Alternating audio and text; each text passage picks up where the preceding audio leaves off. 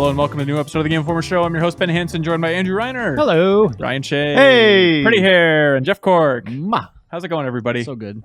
How's Game Informer been this week? Decent.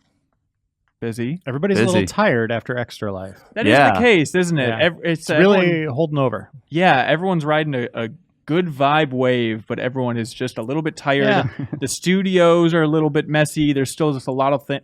We got to package up all the auction items. If you didn't know, over the weekend we held a 25-hour stream of insanity where we auctioned off a ton of stuff, played a ton of games, ate a lot of ghost peppers and scorpions and bugs. Shaved a lot of heads. Shaved a lot of heads. The archive's up on YouTube. We also have it up on our site with timestamps if you want to jump in and check out anything, which is kind of tying into the overall theme of this show. Because first of all, we're talking about our new cover story, Monster Hunter World. Yeah, it's true. Jeff Cork, you wrote a lot about Monster Hunter World. We're going to talk about that. We got a lot of time to play that game out there in Japan. Then Reiner, we're going to talk about Xbox One X. Sure. Maybe a little bit of Battlefront. And then Shay's here, I think, for comic relief or to talk about Sonic Forces. Yeah, I'm Same sure thing? mentioning Sonic will lob up some pretty easy jokes for some of the people. It's just a tired old hat, but let's get into it later on. Louis C.K. comes up with, a new hour every 6 months? Right. But we've been riding this wave for 3 years. Right. If it ain't broke, don't fix it. Then we have some community emails, and back half of the show, we're doing Back of the Box trivia. But we're not alone. We're going to be joined by Zachary Pligge, champion of the community. He always pulls in a lot of donations for Extra Life. He also donates an absurd amount of money to Gillette Children's Hospital here in St. Paul, Minnesota, every single year. This year, he donated for a slot to be joining us on the Game Informer Show podcast. So expect him during emails and for the Back of the Box trivia. Should be a wonderful time. But for now, the new cover story. It's not Superman from Rocksteady, everybody. Oh, God. There's this rumor, if you aren't aware, just Twitter was blowing up because we have Game Informer searches on Twitter. And so everyone was just convinced that our new cover story was going to be Rocksteady's new game and that it was a Superman game based on one anonymous post. And it's so fascinating to see all the sites that run with it. And you realize people aren't digging to the bottom of this. It's just one post on a random forum and people are writing it up like it's a news story. It's in line of my uncle works at Nintendo kind of thing, right? But it was some of the comic book sites I go to every day, they were posted on it. And I was like, you guys, I trust you on this stuff. Yeah. No one did any research on this. It's really terrifying to see behind the curtain. It's this is what people are running with. All right. But no, instead it's Monster Hunter World from Capcom. Yeah. Jeff Cork, do you remember when Andy McNamara hosted the Game Informer show a couple weeks ago? Nope. Okay. Well, probably not because we were out in Osaka at Capcom's headquarters, which was pretty exotic and fun, playing 10 hours roughly of Monster Hunter World? Yeah, divided in 2 days. 2 days of Monster Hunter World goodness. Yep. And so it was a very intimidating cover story. I don't know if I've been this worried about a cover story in a long time, just because that fan base for Monster Hunter is dedicated. Cork and I are vaguely interested in the series, but walking into Conceptually. yes, making sure that oh God, we have to know what we're talking about and make sure that we don't disappoint the fans and we get the good info. I'll say this. I'm a big fan of it. Yeah. And the cover story is incredible. It's one of I've told Jeff this numerous times, one of our best stories in a long time. Wow. Why is that? What makes it special? Because, a lot of times when we do a cover, it's a first look or it's really early in development and you get a very small sliver of what that game is. But like you guys said, you played 10 hours. It is loaded with information. There's nothing that's really held back in that. You feel like you're getting a full picture of this game. And holy hell, it sounds awesome. I cannot wait for this to come out. What's the release date? January? It's January, yeah. 26th, I think. Yeah, and it's coming out on PC a little bit later, but Xbox One and PS4 at that date. Jeff Cork, how are you feeling about your time playing the game? What surprised you? What surprised me is that I was having a lot of fun playing a Monster Hunter game. It's weird because, I was so scared, and it was that realization I think we both had. Maybe you had a little bit earlier, but when I came in for the second day to sit down at my little station and go back to my character, was a feeling of, wait a minute, I'm looking forward to this. I've been converted into a fan of playing this game of Monster Hunter. Yeah, because I'm not completely new to Monster Hunter. I played it on the PlayStation Portable, and then I played the last one on the 3DS, and boy, people like those games. Sure, they sure do. Jeff Cork was skeptical of its previous efforts. They have a real terrible interface, and the entry point is not great, right? no, you people always go, oh, it's good. It has this barrier to entry, and I think it ultimately is you just get worn down and eventually just reconcile the fact that well, here we are. This is what we're doing. This interface is just absolute garbage. But you have to plow through because you see the charm underneath, and there is a lot of fun because it has all the stuff I like. I Yeah. like grinding in games. I like fighting monsters. I like exploring. So it has all the stuff that I like, but it just has not been executed in a form that I've really loved. Yeah. But with World, I think that it overcomes almost all those hurdles. Yeah, it was that scary thing of, oh my God, I don't know if I can get into this Monster Hunter, but it was a realization also, like, there's never a better opportunity than in sitting down with Capcom pros whose job it is to make sure we understand the game we're playing, and also having the director and producer of this long-running series, like, wandering around the gameplay stations, like, watching us play. Well, let's back up. It was not a case of not understanding it, to be clear. Sure. I understand that I have to hold down a shoulder button and face buttons to navigate through an inventory. I just don't like it. Yes. So it's not like I'm like walking around with stars circling over my head like Blanca after Ryu knocks out. Like, oh, I just don't understand. It's like, I understand that. I also understand that if I'm jumping from one height to another in a map, I don't want to see now loading and sit through about 20 seconds of that. But enough of the past. Yeah. Monster Hunter World. It's freaking great. It's so much fun. It is a surprising amount of fun. Yeah, but again, along the way, all you hear is like, oh, this is the first time this is the first time damage numbers are in there. It's like, wait, what? That seems very important to know if you're hitting the monster. And so I understand some fans are skeptical of them going for more of a mass appeal. Yeah. But my big takeaway after playing it for those 2 days is like, man, I don't think it's that hard to get into. There's always like extra depth of like, what is this system again? I've been kind of surface leveling it, but I guess I can dive in much, much deeper, just even on basic attacks even. But just to get the basics down, it does a pretty good job of easing you in. Yeah. There's a lot of like tutorial stuff that isn't needlessly hand-holdy. Yeah. So I think there's depth if you crave it, but you can get like a superficial read on it very quickly. It's just little things like, we've hammered this point home in several written features and everything, but like the light bowgun or the heavy bowgun, now you can move while shooting. So Move while healing. Move while healing, exactly. Just little quality of life things like that are fantastic. That make life worth living. Yeah, I was really worried. Also, just trying to find the right weapon too, because when you're like playing Monster Hunter realistically for the first time, it's like, all right, I guess I'll go katana, then I'll go greatsword. Eventually, my eyes were opened. The insect glaive is the coolest weapon. Just weird acrobatic spear with a little bug buddy that you send out and get perks. Like, it is the coolest concept, and I'm so hooked on it now, and I'm really excited about this.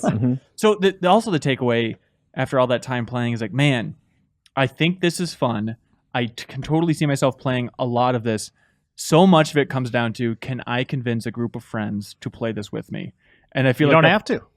Why is that, Reiner? Because it is a worldwide matchmaking system, and you can shoot up a flare at any time and have randoms join you. Absolutely. Ooh. But you would agree. I mean, you've played with friends in previous you Monster have Hunters. to. Yeah. Okay. I mean, that is the prime way to play it, right? Like, this is kind of like if you have an Overwatch group or Call of Duty group, you could bring that over and spend day after day after day, hundreds of hours with your friends playing this game, right? Yeah. And really building up a story arc within this kind of confined game itself. Yeah, absolutely. And so we played throughout kind of two big maps out of the gate. We started with the beginning of the game, which they showed at TGS if you want to see what that's actually like. It's like character creator, which is surprisingly wide in terms of options there, and it looks surprisingly good too. You can make something that does not look like a monster very easily. Like whenever my character popped up on a cutscene, I didn't recoil in horror, as is often the case with like user created characters. Yeah, they don't look weird. Yeah, and so you start out in ancient forest for a little bit, and then we went on into the waste area, which is a little more deserty, although there's kind of like a muddy area as well where you fight the giant fish monster and whatnot.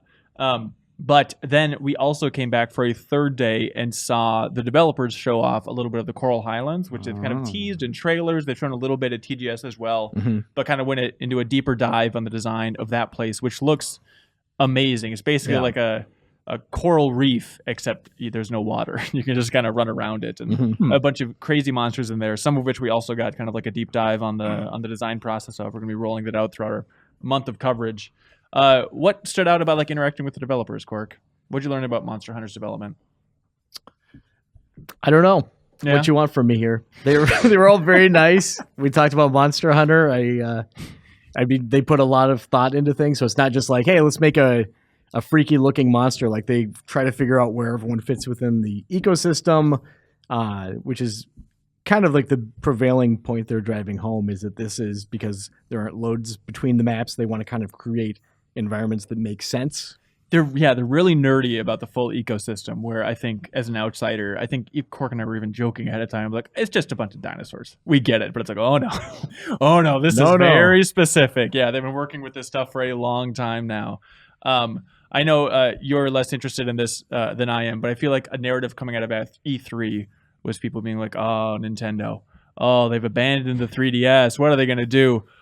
But realistically, they were talking to the producer about it. The way they put it is like, yeah, we just wanted to make one for the consoles. Yeah. We wanted to target high-end specs. That's why we went for PS4, Xbox One, and eventually PC here. But the producer Ryozo even said, like, working with Nintendo's not off the table in the future. It's just for this specific Monster Hunter world, we want to go for the highest-end consoles available. Yeah, did you ask him about Double Cross at all? No, that's the Switch port. It's kind of like an advanced port that's on Switch over there in Japan. Yeah, I know they publish it, but I think Nintendo had a deal here with the state one or something. So it might be on Nintendo. I don't know. So it's not announced for the West, and I don't know if it ever would be, or if they would just end up making a completely new game, like a sequel more to Generations maybe for Switch. Who the hell knows? Because the way they're pitching this one is this is kind of this real successor to 4. I understand Generations has a lot of fans, but they see 4 as the branching off point for Monster Hunter World. So fighting big things, grinding, making cool looking gear. Right. Is that basically the hook? Was there anything else that was surprisingly addicting or enjoyable about your time with the game? I like hanging out with my little Palico. He's pretty cool. Yeah, you get to customize him right at the beginning as well. Yeah. Yeah, they're pretty tight buds. You're like running around the town as him. There's plenty of other Palicos running around the main central hub, because the overall idea is you're kind of going to this new continent at the beginning of the game, and the whole overriding theme is it's going to be full of first time seeing things, full of discoveries. Well, fortunately, someone came, at least in the sections we've seen, someone has been there at least long enough to put ladders where they need to be. So you're not like completely going into new things. Yeah, and that town's actually much easier to navigate than I was expecting as well, where they have like elevators basically throughout the town, and you go to it and it'll give you the bullet points of exactly where you can go. Like, okay, this is where I go to the smith, go build new options. This is where I go to kind of the gathering hub where you can arm wrestle other players and kind of meet up with other folks before you head out on expeditions, which is kind of like, patrols in Destiny or just in general. The town works quite well. I know some people were worried about the scout flies being a little too handholdy, and also in a lot of the videos they've shown so far, they have kind of like a guide character that's letting you know exactly what's going on. It seems like we stressed it before in a video and people appreciated it, but yeah, she's out of the picture in an aggressive way pretty early on. She's always there to give you quests and works as a way to kind of launch missions and stuff. But as far as her face popping up on the screen, like, don't forget to do this, do this, it's really not there after the first hour and a half, 2 hours, something like that. It moves along pretty quickly. Surprisingly fun. Yeah, it's really fun. So as somebody who has never played the Monster Hunter series, this is something that I could easily just step right into. Yes, I really think so. Yeah, I mean, there's definitely going to be little quirks here and there that you kind of have to get the hang of, but overall, yeah, especially if you have a friend that's familiar with it at all, I think it'll be a piece of cake. I'm really curious to see like how much of like the Destiny co-op crowd bleeds over into this, or like what type of audience specifically is going to be into it. The well on these games is always super deep, right? Like, I mean, these are games, like I said earlier, hundreds of hours. We have someone in our production department that put 600 hours into the first Monster Hunter. Insane. We did a replay with her if you want to check it out. Yeah. So she's an expert. The thing that interests me the most is like a lot of the little annoyances I had with the series, like loading between zones, not being able to switch out weapons and stuff like that when you're on the hunt and all that, like moving while healing, like that's awesome. Like those are just little things that always nagged on you. Yeah. But now they're just kind of gone, right? So now it's just like the thrill of the hunt. At the same time, you can't zone to heal. Yeah. You're always going to be maybe getting hunted yourself at that time when you're in trouble. So I'm excited about all that. And then just the idea of shooting up a flare. If like, let's say we're a party and Jeff has to go home to do something, we can shoot up a flare and have someone else join us. That's super cool. Yeah, definitely. Mid fight too. Yeah, it's pretty wild. Wow. After our trip then, at Paris Games Week, they announced that Aloy on the PS4 version is also going to be a weird crossover event from Horizon Zero Dawn. So you can have Aloy with a little robot. What are the Snatchers? What are the little dinosaurs called in Horizon Zero Dawn? Watchers? Yeah, Watchers. The one eye thing. Yeah. And then Raptor? you can make them into your little Palico buddy. So it's actually Aloy, though. It's not like you It's get to put canonical. a costume. Because like in the 3DS version, you could get like Link's costume, but it wasn't actually like Link in the game. No, there are like costume elements, and if you put the full armor set on, I think it changes her face as And then well. it changes Oh, her into okay. Aloy. Right. That's such a smart crossover because going on that cover story trip for Horizon Zero Dawn, those people over there were fans of Monster Hunter, and that was a big inspiration for Horizon Zero Dawn. So it's nice to see the official cross-company handshake to make that happen. But I wonder if they'll do it with Microsoft. Alan Wake. Oh man, I hope car you're ready. from Forza. I think it's Spawn on the Xbox version. They're gonna get Who would it be?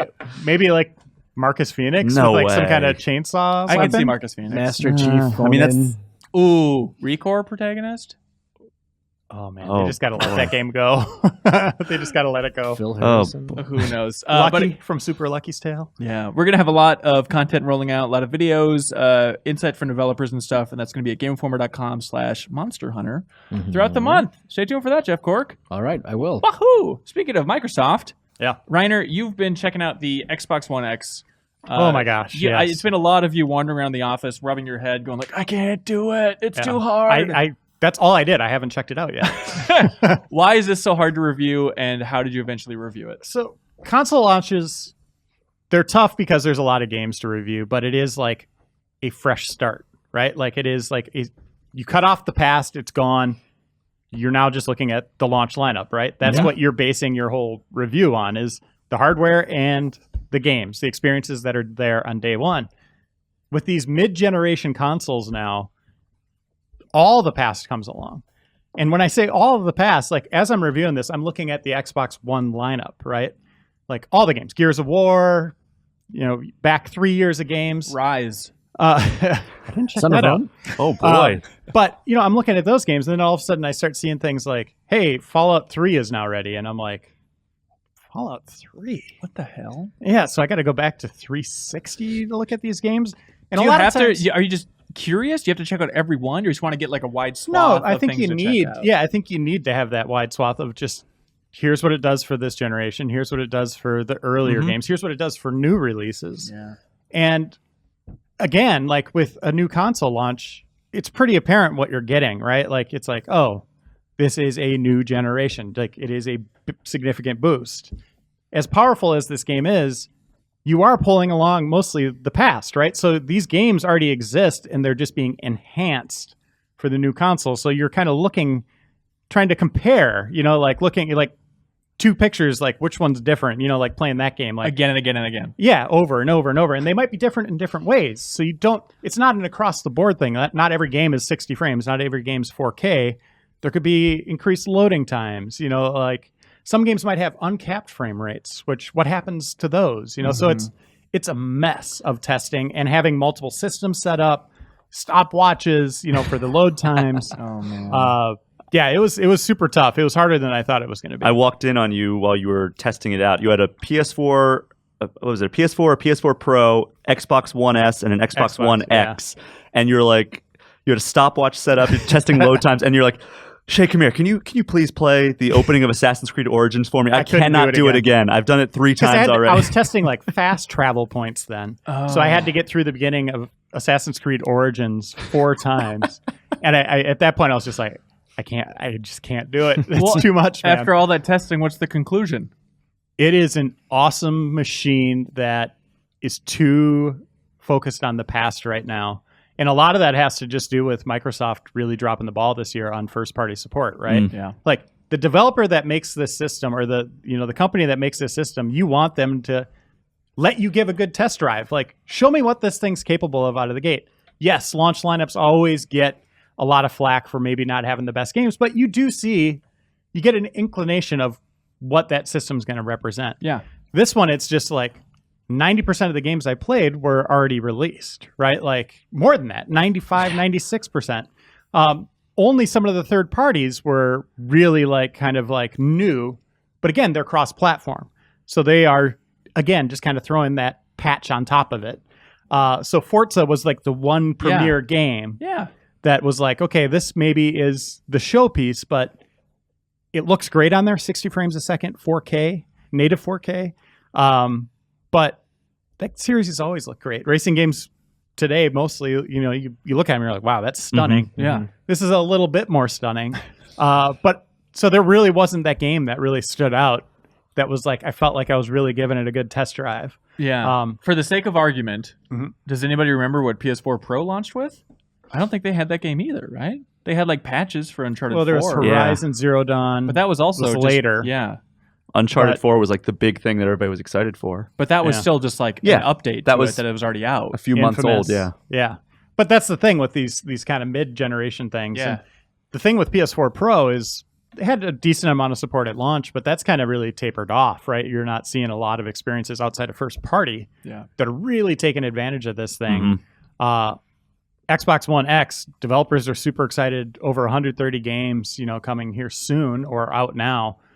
Will that continue? Will they continue making it, tailoring it, or are they going to just make one for Xbox and call it a day? When I spoke with Microsoft last week, I asked him about like, all right, how committed are you guys to actually supporting this thing? And of course, he's going to say we're very committed before the console launches. But he did make it seem like they put an emphasis on making this an easy thing for developers to port over their stuff. He's like, most developers are already making these really high-res assets for PC. All they have to do is pretty much just bring them over to Xbox now and set it up as like a patch. So he said that like this should be something that's super easy for developers to do. And I mean, obviously, it remains to be seen if that's actually going to be something that developers take advantage of. Can you guys convince me why I would ever want to buy one of these things? If I have a PC, why in the world would I ever spend this money for an Xbox One X? Well, you probably wouldn't. Right, if you are a PC player that's already enjoying 4K, all those games are on PC. Microsoft's releasing all of its first party on there, so there's no reason for you to look back, right?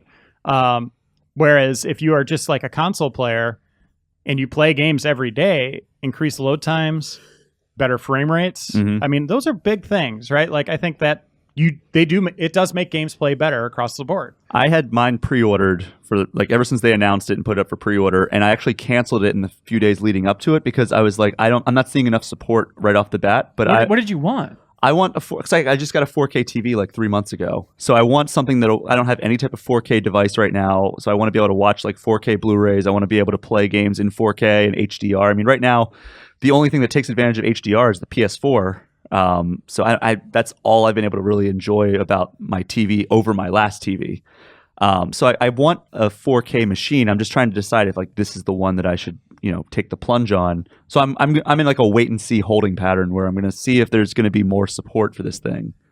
Other than patching in stuff, like if it's a matter of, hey, Crackdown 3 is playable in 4K, I don't know what would cross over that threshold. I feel like everyone has a rough idea of like, if you want to play it in 4K, I guess you can get Well, I just don't know if like third-party developers are going to keep supporting it. Like Microsoft says it's super easy, but are developers going to look at it and say, hey, this is worth our effort to bring this over? They say it's super easy, but it is still development time. Exactly. With a team, right? Like Rise of the Tomb Raider, an old Tomb Raider game, is a perfect example where it gives you a bunch of different modes that you can switch between, like native 4K at 30 frames or 60 frames per second, with, fluctuating resolution at times. Like that stuff's awesome. Like if that is consistent, that's a good reason to get this machine because, man, playing games at 60 frames, fantastic, right? So you can get that bump. What's that? You've already seen that as a PC player. 60 frames per second. I'm familiar. By the way, Monster Hunter World, real quick, also has options for if you want to prioritize frame rate or resolution. But yes, for X, or is that just? We were playing on a PS4 and it had it. I thought it was PS4 Pro though. I don't know if it was a Pro. Do you remember? They came and visited us and they were using Pros, and that's when they had that setting. Okay. Yeah, that's right. It was a triple stack. But yeah, sure. If there's options that'll bump it up to 60 frames per second, that's great. It's big, but I mean, you're not getting new experiences. That's the thing. It is just an Xbox One. At its core, it is another part of that family. But if you just high end. If you have not gotten an Xbox at this point, it's a good place to jump in, though. I think because it's the same price as it was at launch, right? Yeah, $500, whereas Xboxes are now what? Xbox 200? One S's, I think, are 200? getting around 200 at this point on sale. Really? I think the Black Friday ads that have leaked are like the 500 gig Xbox One S is like $190. That's crazy. Yeah. And that's speaking of gigs, that is the biggest misstep of this Xbox One X is only 1 terabyte in it.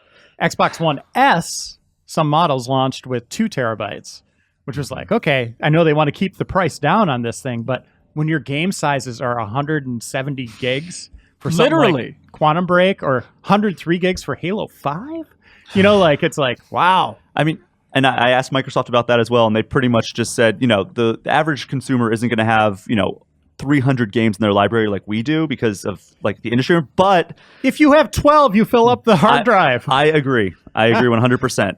And they also said they pushed we have the external hard drive capability as well, which I also don't really think is a great counter to my question, but I'm with you 100% on that. Yeah, Larry Herb was tweeting out sales of external hard drives today. I was like, well, that's kind of the song and dance. A day after this machine launches, they're tweeting out sales to, hey, here's how you could get some storage. 170 gigs for Quantum To be fair, Break. though, like an external hard drive is going to be the cheapest way to increase storage, right? Of course. It's just, Versus when you asking the manufacturer to include a larger hard drive. Yeah. I mean, it's always going to be like that. yeah. But when it's on your mind, the second you buy your system and you download your first game and you kind of see the percentage that's left, like I think that's a problem with Switch right now too, is like LA Noire. Well, I have to buy another little thing to play this. You game? cannot download LA Noire on your Switch because it does not fit. It's like it doesn't fit on the internal storage for the Switch. It's the dumbest combination of events. 98% on Nintendo for such a small Isn't thing. NBA 2K18 also kind of Is a that similar right? story? Okay, I don't know. Yeah, I think it's you need the around micro that. SD. Jesus Christ. It's just storage That is was- not keeping up. It's so absurd. That was in like the first few months of the system existing too. Yeah, and it's like we're already upset about getting nickeled and dimed and microtransactions, and now it's like, I'll buy this as well with my system. But It's to like, be fair, like those games are going to be coming out on a cartridge, right? Some of them require downloads as well. Yeah. In addition, but if you buy it physically, then Yeah. in theory, It lessens the it load on lessens them. the impact, but also take up a gigantic portion of that hard drive, which is just insanity. So Xbox One X, it works. It's powerful. it's a hell of a machine that doesn't really give you a good idea of exactly how much is there with the launch lineup. It's one that But I will when you do probably see own. it, like games running in native 4K, it's like, wow, that looks great on a 4K display. Yeah. And what were you I gonna was say? saying I canceled my pre-order. But I probably will own it. If I had to put money down, I will probably own it in like the next 6 months. Please keep us updated. I will. Now let's shift over to the Dark Forces, the exciting new campaign that's coming out. Sonic Forces, how's it coming? Shay? What do you think of this thing so far? You're not done with it. I'm not quite done. I'm definitely at the end, knocking Okay. on the door. Of your rope? I like that joke a lot. That's good. It's pretty good. The opening blew your mind. You were walking around the office. I was just saying your skull was cracked because- open. Everybody, because Fava actually wrote like a funny to a point entry in his column about how Sega should kill off Sonic. And after you beat the first level of Sonic Forces, they do just that. But they kind of. don't. Kind Finally. of. They just say he was defeated, right? Yeah, they say he was defeated, and everybody talks as if he was dead. Yeah. Wait, who's talking? So it's like Biggs the cat, like No, just kissing his fingers and putting it up to heaven? Like, what is After that? he hits a one home out. run, yes. What do you mean? Like, yeah, so after the first level, you play as Sonic, and there's a cutscene where Dr. Robotnik kills Sonic or defeats him, and then Disembowels. everybody is talking about him in like the past. Like he's gone, he's done, and Tails has lost his mind. Like Tails has lost it, like that's them talking about it. Take me! And they say like that after they defeated Sonic, Eggman took over the world, and like there's a resistance group where it's like Knuckles and like the Chaotix, so like SBO and Charmy and Vector and Amy and Are they like a Sonic Underground? pretty much. So, but yeah, then there are ways that he is brought back, obviously. Because he wasn't killed. Yeah, he was right. not killed. But he was. They do say that he was captured and tortured for a long No, time. they yes, don't. they do. They They- use the word torture? They said the word tortured. Did they make him play previous Sonic? That's a good joke. So is that like the introduction then? Like after Sonic goes away, then they make you create your own character? Yeah, so they're like, oh, we've got a new recruit to our resistance, and that's when you create a new character. And cross-eyed monster. so you play as 3 characters. You play as Modern Sonic, Classic Sonic, and your custom character. And the Modern Sonic has all like the moves that he has gotten over the years with like his homing attack and his slide and stomp and everything. Classic Sonic just has like the basic moves where like in the Genesis games you can jump and do a spin dash. And then your custom character, you can actually earn weapons as you go throughout. So like you start off with like a flamethrower. You can get like a whip that's like an electrical whip, kind of like, I don't know. But Cork's out. you get a drill, and they all have like attacks and then traversal moves. So like the flamethrower, also you can like use it to like burst upwards to retire it's like things. Flame flood. Yeah, and like so like based on what weapon you have, like you can do different things in levels. So like the electric whip allows you to like run along ring paths. So like you can't access a certain like in old Sonic games there was a like a light speed dash that Sonic could have, and it would just run along like lines of rings. And you get that ability in with the electric whip, but you don't have the ability to do that, but you can like reach higher grounds with the burst. I'm looking for the umbrella comment. Better than you expected. Gameplay is So Sonic Team really has yet to like crack the code of how to make a modern Sonic game feel good gameplay wise. How long have they been working on that? Well, the first game that I would consider a modern Sonic game would be 1999, which was Sonic Adventure 1. All right. I mean, that game felt fine for its time, but it hasn't aged well. I think everybody will agree to that. Like, so in that period of time, by the way, you could have created a human life that can now vote. And they still haven't been able to do this. So maybe at a certain point, you got to be like, you know what? We aren't good at this thing. But let's that big red button do it again. They are going in the right direction finally. I certainly hope so. Because seriously, 18 like, years. 2006 is like the game that everybody bashes on, and rightfully so. Like it's a horrible game, and they kind of took things back to the drawing board multiple times since then. A lot of people would say Sonic Generations is the best like modern Sonic game. Yeah. And this is very much feels like a spiritual successor to that, because you have both classic and modern Sonic. And the gameplay feels very much in line with that, like kind of really? like as good as 3D Generations. 3D Generations, yes. Wow. I would say better than 3D Generations. I would say the gameplay is better than Generations. But it doesn't have like that layer of nostalgia to kind of like draw you in more. So like it's a better overall game, but like you're not visiting like you visit Green Hill Zone and Chemical Plant, but they're completely different. They don't have like the music, and they don't have like the same layouts. Like they're barely recognizable as those things. Like because you've used your flamethrower on everything. What is happening? But like you are, it's like, oh, we're going to Chemical Plant, but it's this like other area of it. Does your creation? The other one. 2 questions. Does your creation feel like one of the Sonic family? Does it talk? It doesn't talk. You give it a voice, but it's so like weird. It's pretty much like it like goes in agreement to Sonic. You give it an Like there's like you can choose from like 3 different voices depending on the gender that you give it. Is it kind of like how if you like import your me into the last Smash Brothers, where you're just kind of like, boy, you don't belong here? It's not. Well, you can create an absolute monster, and we have a video up on our site where Kyle and I went through and created some characters. Good. You can create a real gem in this game, but at the same time, like I think I made a character like that I use mainly that Tell me about it. Is not What's his super name? out. Yeah. You don't give it a name. Well, what does it look The like? character that Kyle and I created was Dr. Monocle. What was the one you created? Yeah, what's the one you Sonic created? fanboy. This is your dream. It's a bird. How big is the bulge Okay. in its pants? Enormous. Okay, like Saints Row. Okay, Yeah, got it. That slider is intact. Okay, And you gave it Nolan North's voice. so you created a cute little bird. Yeah, a little bird, and I gave him a little like kerchief around his neck and green shoes. Sexy. Sure. Is it cool? Yeah, like is it just a dumb little it's addition? a nice little twist. I mean, what they did was they instead of like because in past games they've given you other characters to control as, but like they've been so different. Like if you played Sonic Adventure, like all right, Sonic and Tails are fast, but then like Knuckles is kind of slow, and you're doing like the weird treasure hunt, and then Big the Cat is oafy and dumb and like Froggy, where did you go? yeah, it's like such a different gameplay style. This time they said that they wanted to focus on like still having speed be like the core concept of all the characters, but like every character has different abilities. So like even though you're still going through the levels fast, like the custom character gives you a very different feel for like going through a level. And in all seriousness, though, that is the best move they could have done for fans, because Yes. there's that Yes. crazy subculture of like kids and maybe people who are a little too old to be doing this still, but just we don't drawing judge. their own versions of Sonic Tim Curry. and characters like that. So, I mean, it's very smart of them to do that. And I think, like, if you It's are, definitely if good you do fan love the series, I can't imagine a better thing for you. Yes, we're very happy. Like, I for made my everybody. guy. Yeah. Realistically, though, Yes. looking and playing this game compared to Sonic Mania, does it just feel like, God, one was everything I wanted, and this is back to, okay, I guess I'll play this?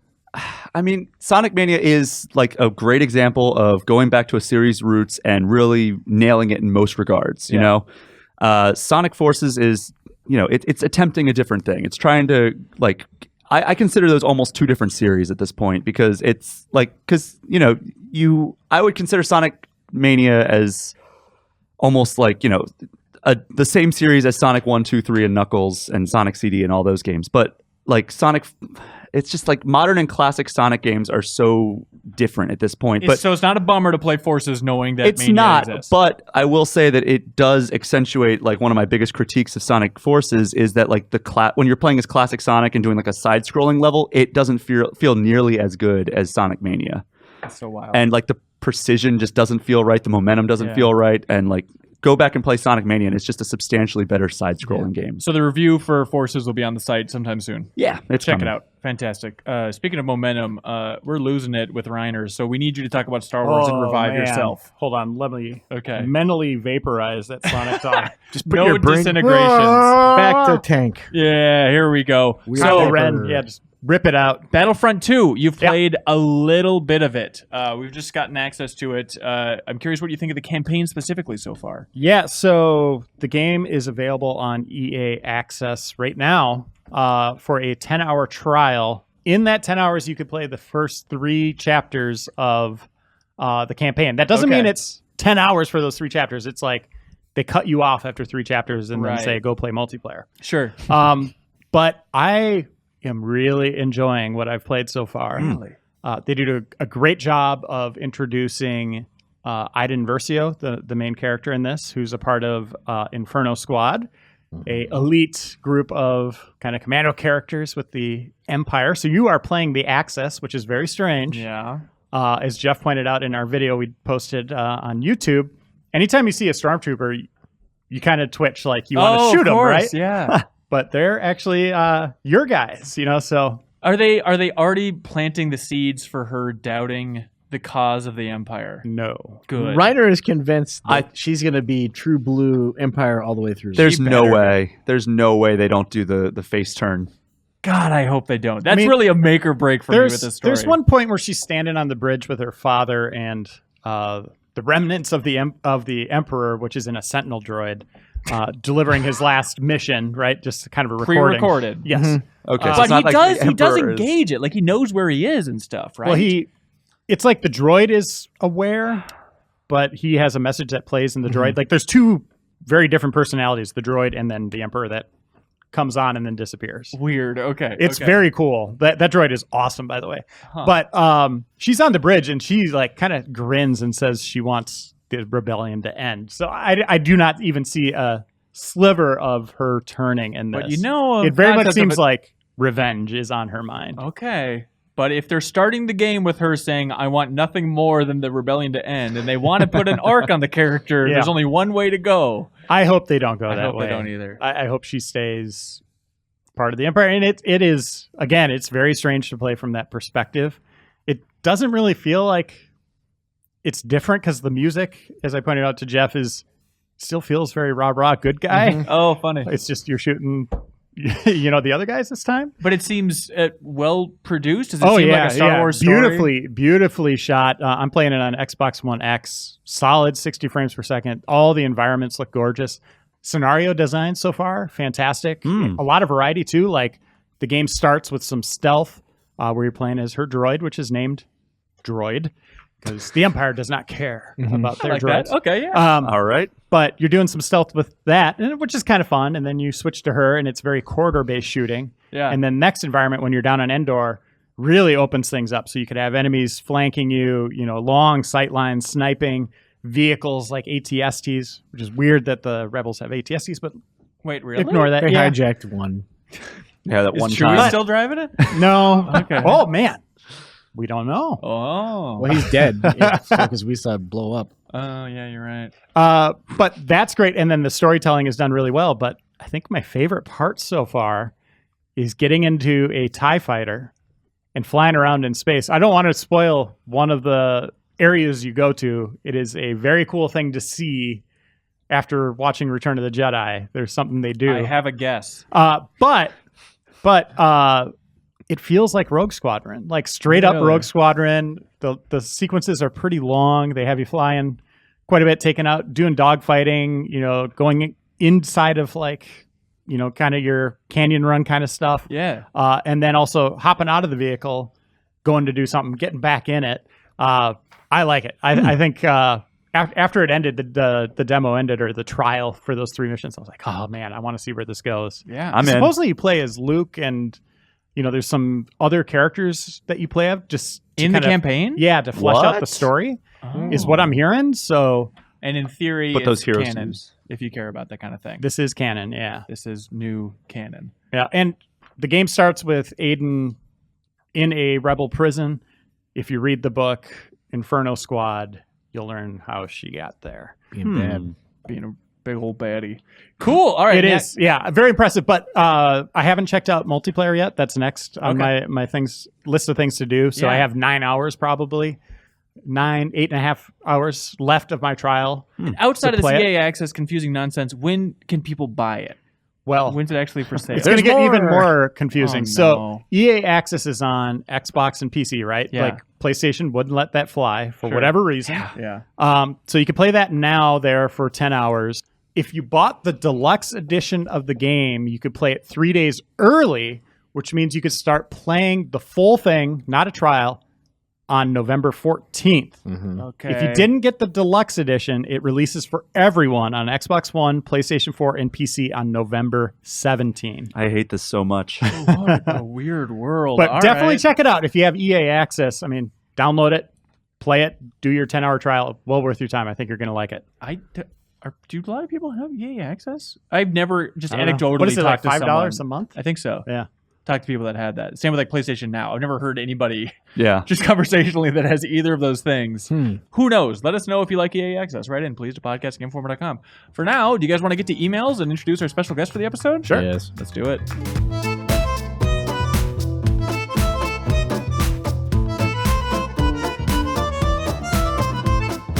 And welcome back to the Game Informer Show. I'm still here. Also, we replaced Brian Shea with Reeves because off air, Shea would not stop talking about Sonic Forces. Hit his weird Just would chicken not guy stop. with his kerchief. Oh my God, he was drawing sketches. It was downright pornographic. We also have, in addition to that, Zachary Pligge from the community. Hello, Zach Pligge. Hey guys, how's it going? Really good. So Zach made a very, very generous donation to this year's Extra Life and is now a guest on the Game Informer Show because of it. So, hey, Zach, thank you for all the absurd amount of work you put into Extra Life, man. Yeah, it's all my pleasure. I have a ton of fun helping out any way I can. What is it like? Because I've never been on the opposite side of the stream, but it's a very fun challenge every year. I am obsessed with it. Of like, okay, how do we take these hundreds or thousands of people watching and convert them into donors going towards Gillette Children's Hospital in St. Paul, Minnesota? Like, what is the best way? How do you make someone open up their pocketbook? Everyone has pocketbooks, right? And donate. And so I'm curious for you, what makes it so that you say, yes, I will now donate $1,000? Since I've been on both ends, it is the interactivity and sort of the energy you guys all give off, and just it's the way you present yourself to the community. It's this year especially was such a blast to watch, and it's not just the event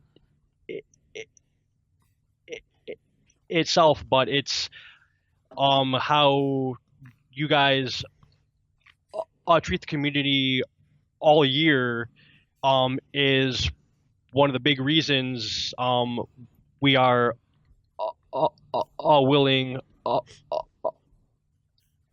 to donate all this money. And all the auctions are icing on the cake, it helps to add all those funds too. Yeah. It's always the tricky thing is like we do auctions every half an hour, Yeah.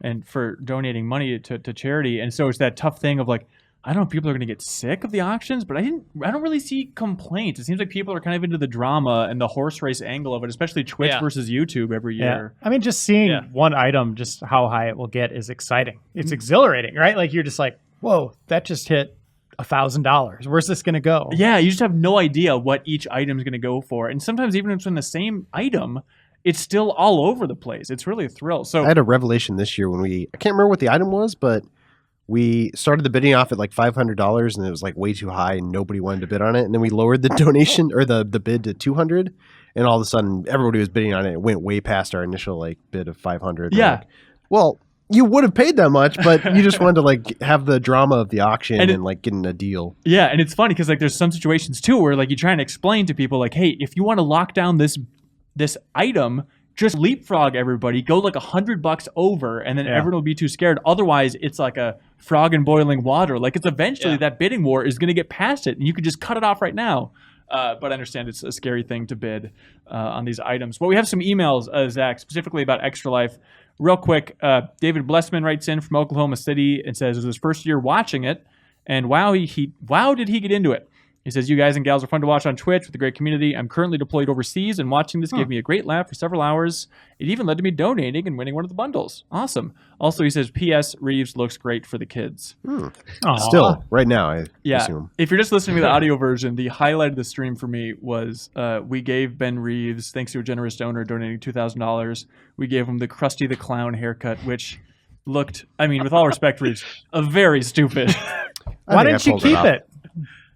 This isn't the Krusty the Clown? No, I shaved it all head off at the end to appease my family and my wife. Yeah. But I think at this point, sweet revenge for me look at came us. several hours later when I got to do a reverse Krusty on Ben Hansen. yeah, which someone was a then lot of fun. donated and said, give Ben Hansen the inverted Krusty the Clown haircut, which is such a funny concept that I've never considered. And at least we had a Krusty the Clown photo for reference, and it's like, all right, Reeves, good luck. Do the inverted Krusty. Make a weird like volcano hole in the top of my hair. It was really weird just feeling the back of my head. It's like, no hair all of a sudden. This just feels, it's not right at all. It was funny because it was like we came in the next morning. It was like Joe Juba and I just don't have hair, right? Yeah. And then Ben Hansen, Ben Reeves, and Leo Vader all had shaved heads. It's like the Matrix, like just unplugged. Right. Oh, yeah. That's because we played Pictionary on Leo's head. That was hair. the stream ended because we were playing Pictionary at the stream. And then again, another one of those great ideas I think came from the chat of let's play Pictionary on somebody's head with the donation, which is so brilliant. Like you can never expect where it's going to go. And I'm so glad that concept came out, including the hair pie concept. Anyway, so it's specifically here, Austin from Atlanta says, I was wondering what your favorite Extra Life moment has been. Shout out to Ben and Leo, since it was obvious you guys spent a lot of time and called in a lot of favors preparing the videos and everything. Also auction items. I mean, Shay helped out with that. Reiner helped out with that. Reeves helped out with that. There's a lot of people to go around. But yeah, Leo and I almost died. So thank you, Austin from Atlanta. Favorite Extra Life moment? Did you guys have one this year or previous years? I enjoyed, in a sadistic way, watching Leo eat a scorpion. That was the worst. It was It's very very I was loud. sitting next to him. Oh. Every little bite was so pronounced. Oh, that's brutal. It just looking at that thing, it was hard to imagine anybody wanting or being able to like. It's when you try to do eye drops and you're like, oh, I can't like touch my eye. Sure. Or if you have contacts, you're like trying to overcome that instinct. It was like trying to put a scorpion in your mouth, trying to overcome that instinct of And also, not wanting to do that. When we ordered it, we were convinced because, like, I think there's even a disclaimer on the page, like, we cannot promise the scorpion will be intact, and so we imagined that it would be kind of be in pieces. We have to roughly assemble it together like a fossil, but like that was an intact, hairy, gnarly very scorpion. big. It was insane. Yeah. If it was like a piece of chocolate, I would have been like, this is 2 bites at least. This is the worst Easter ever. Yeah.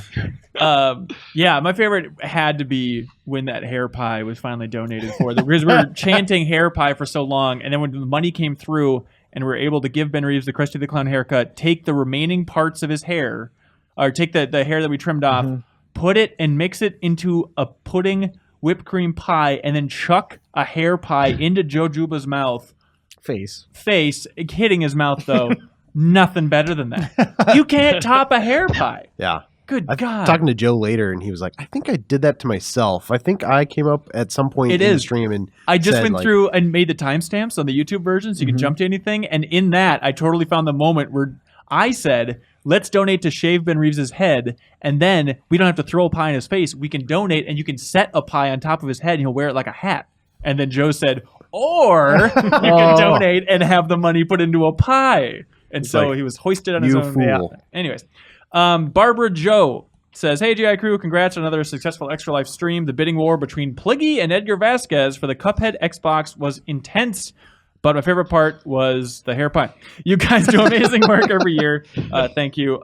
She says, also, I'm the one that donated for Joe Juba to change his Twitter handle to Shay is the best for 1 month. Everybody knows that's a lie, though. Yep. There's no truth in that.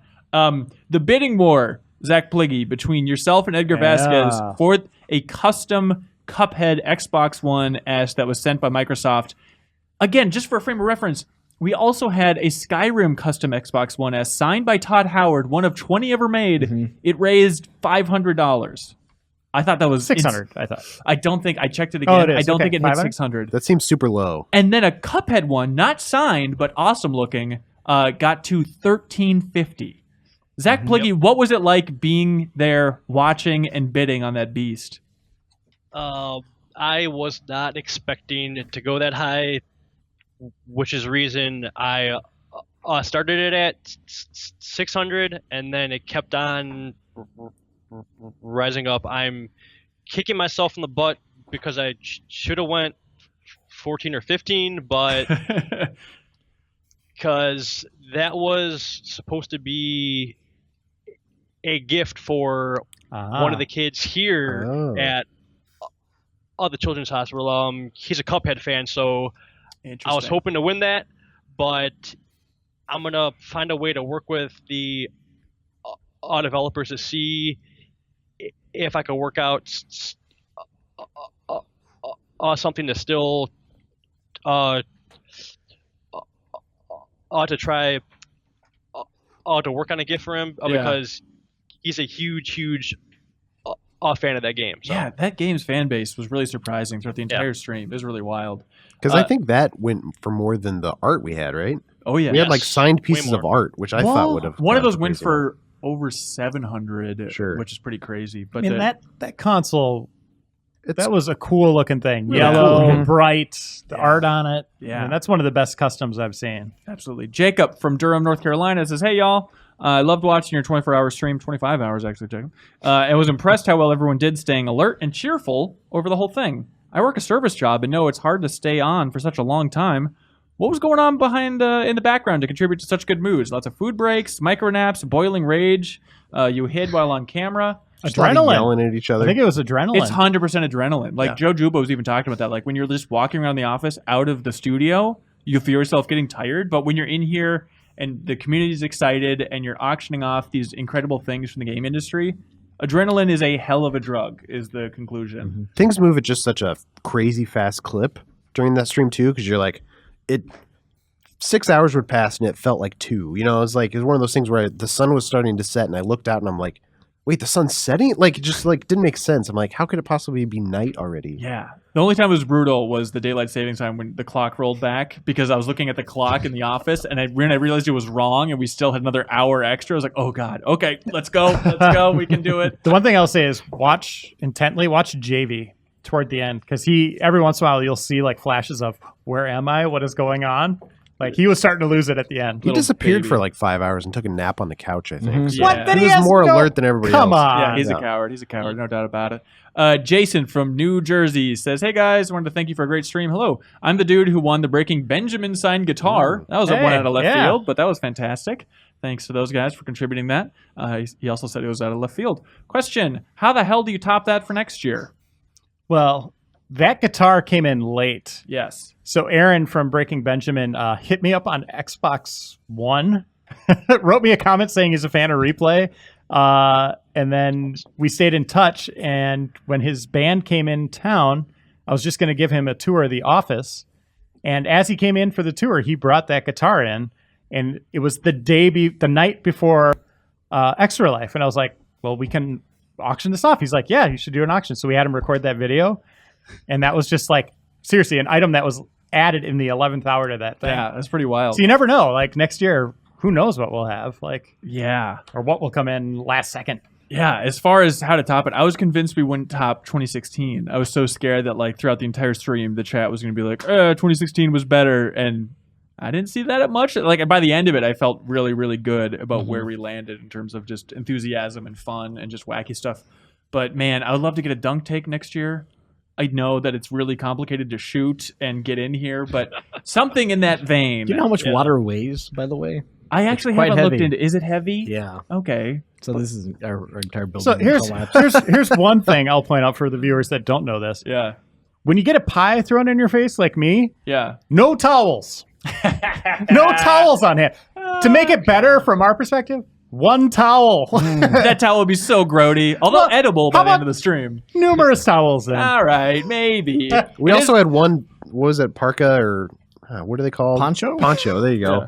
Parka poncho that immediately was just trashed after 2 pies. You're like, I don't even want to wear this. Like this is worse than wearing nothing. Yeah, we could have used more in the pie prep. Yeah, it was tricky. But no, everything came together. And I don't know. We'll be writing down notes for the next year of things to do. There's a couple of good ideas so far. But yeah, let us know what you want to see from next year's Extra Life. Maybe we can make it work. I think just in general, we want to do more streams like that.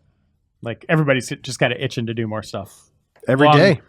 Long 25-hour streams, party atmosphere. It would be fun. Where we don't die. Andre says, hey, everybody, this is Andre from Germany. First time writing in after debating if I should for many months. Now I finally did. First things first, should I be worried that while I'm writing this, I'm actually reading it with Ben's voice in my head? Yeah, you should be worried That's about weird. that. Although I Which did Ben? actually. I assume Reeves. You were reading it with his voice in your head. That's right, yeah. So he says, I also brought a question, which is on my mind since the whole EA closing down Visceral thing. Considering all the internet outrage after shutting down development on a promising single-player experience in the Star Wars universe for probably the sake of bigger profits, would it be fair to punish whatever game takes its spot? Everyone is talking about consumer choice, but if by that you're hurting another development team just trying to make it in a highly competitive industry, would boycotting really be the right thing to do? I'm genuinely curious about your take. So in theory, they're going to kind of take this game, Amy Hennigs from Uncharted fame's Visceral project, and rework it up at EA Vancouver. Who knows what that'll eventually look like, but you know that there's going to be so many hot takes about people being just angry that that new game exists. Right. What do you think about that, Reiner? Well, I mean, you got to, if that's the stance you're taking, you got to take it against all of EA, right? Like, I don't even think that's right. Like, I mean, it sucks this happened, but we're to blame mostly, consumers that continue to buy these things, right? Like, Loot seriously, boxes or yeah. If companies keep making money off them, why wouldn't they make them? Right? Like, as long as consumers are buying them and they see this as an avenue to make more profits or make bigger games, bigger teams, that's where it starts. That's where the fault starts. So look yourself in the mirror. Maybe you're not doing it. Maybe it's your friends. So boycott your friends. I think that's the But message. yeah. we gotta. I mean, to stop loot boxes, you have to stop buying loot boxes. That's the battle. I think Yeah. it speaks to a larger issue with that game in particular, though. I think Jason Schreier wrote a really nice piece about kind of the behind the scenes of the development. And Kotaku, yeah. if that account is to be believed, it looked like a huge, disastrous, disorganized mess. So I Yes. don't know that loot boxes certainly maybe be part of the thing. Like they obviously are a publicly traded company and want to Yeah. make money for shareholders, and that's understandable. But like just in terms of creative being spread too thin and development time taking for freaking ever, eventually EA as a business has to release something at some point. Yeah, whether that game had that model or not, Right. it sounded like it was kind of doomed from just how it was being put together, right? Yeah, for sure. And it's going to be so hard to break from that legacy, whatever comes out of EA Vancouver. But it'd be nice if people kind of gave it a fair shot. On its Think own. of this, though. Everybody was excited for that one, but they quickly forgot about 1313, Exactly. which was kind of the same thing. You're right. Well, yeah, it wasn't exactly taking the guts and moving it on, but No. a similar kind of vibe. Yeah, for sure. Reeves, I'm very curious about your answer for this one. It's a great question. Adam Smith says the Overblood Group had a question about a recent screenshot of Super Mario World in the latest issue of Game Informer. The screenshot shows Goombas from Mario 3 instead of the usual Galoombas from Super Mario World. No one can figure out what game this might be from, as Mario Maker also uses the Galoombas. Any help on clearing this up? Where did that screenshot come from in your Super Nintendo retrospective of Super Mario World? I don't know. I asked production. They said you got it. Yeah, it was probably from Nintendo's online dump. Weird. It could have been a Super Mario Maker image. No, he said it's It not. can't though. be. Yeah. No, it's Oh. not. It's not. All No right. one knows. All right, the mystery It's a remains. mystery. Try and figure it out. I got Made it from a full guy named discussion Doctor about- Strange. It was like a half a day of just like, what the heck is this? It's not. Reeves, maybe it's Nintendo's next game. Maybe they were teasing what's to come. That's right. Super Mario Brothers 4. Here we go. Luke Matney says, "Hey, crew. It's Luke from Mendota, Illinois. Hello. I was wondering what your thoughts are on the Age of Empires Definitive Edition delay. I was looking forward to the October release because I put hundreds of hours into it, and then it was delayed. Yeah, it quietly went under the radar, and no one cares except for apparently Luke and I. But the Age of Empires remaster is supposed to come out this year in honor of the anniversary. Quietly delayed to 2018. Lot of hooey. Anyways, Nick from Atlanta writes in and says, "Hey, wanted to get some clarification from this week's show. You guys had a question from a Nick in Atlanta. Is there another person claiming to be Nick from Atlanta? I'm the only Nick from Atlanta. I'm metaphorically standing up to this travesty. I don't know. Maybe I made a mistake, or maybe there's two Nicks from Atlanta. Anyways, with that, here's my question. Somebody last week wrote in with a bet about whether all the parts of the remaster for Final Fantasy VII will be out in the next decade, which made me think about games that are unlikely. Decade.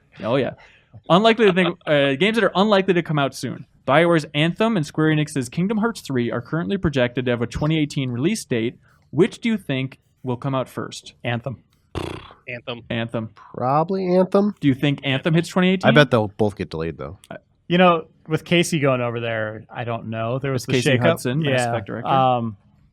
I don't know what that means for Anthem, but I know EA was gearing up for that game for 2018. So whether that's fiscal year 2018, if that's early 2019, Yeah. I don't know. But In it seemed like they were pretty ready. Yeah, and in the Aaron Flynn, the former general manager of BioWare, in the interview we did during our Mass Effect Andromeda month of coverage, he said that people would be surprised that it's more done than you think. Yeah. But still, I think that's a hard game to pull off. I would not be surprised if it's 2019. And Kingdom Hearts, who the hell knows? They'll have to incorporate 20th Century Fox characters by the time that game's done, right, Jeff Cork? Wink. Anyways, Scott Campbell says, "What's the biggest gaming franchise you've completely missed out on?" Simple question. Sly Cooper. No, The biggest? Sly Cooper. Wow, that's just on the tip of your brain. With Jack and Dexter. Never played. Those are good Wow. games. Any platform? What about Ratchet and Clank? played Okay, them. why Sonic that? the Why Hedgehog, that you ever over play the that? other ones on PS2? Just never got around to it. Would you think you ever will, or have you just written it off? I bought the collections, if that's at least gives me partial credit. Yeah, I'll totally give you credit for that. instance. Never watched Lethal Weapon movies either. So there you go.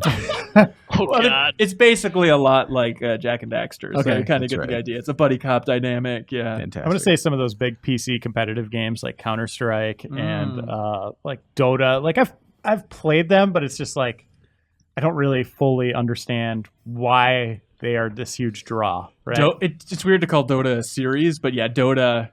But I mean, is- it's ongoing. Like it is its thing, The right? life of Dota. An entity, yeah. I tried playing it back when it was the original mod with my roommates in college, and I was like, "This is stupid. Let's play an RTS instead." And then just wrote it off, and it was the biggest mistake of my life. I should have gotten into it back then, and I could have been a serial level expert, which would be so cool. I was going to say FIFA. Real, I guess technically Yeah. probably the biggest It's franchise. probably, I went and looked up a list of like the biggest franchises. Just Dance. Yeah. Well, missing we got out. into that. Yeah, you know what game is under the radar is sucking really hard?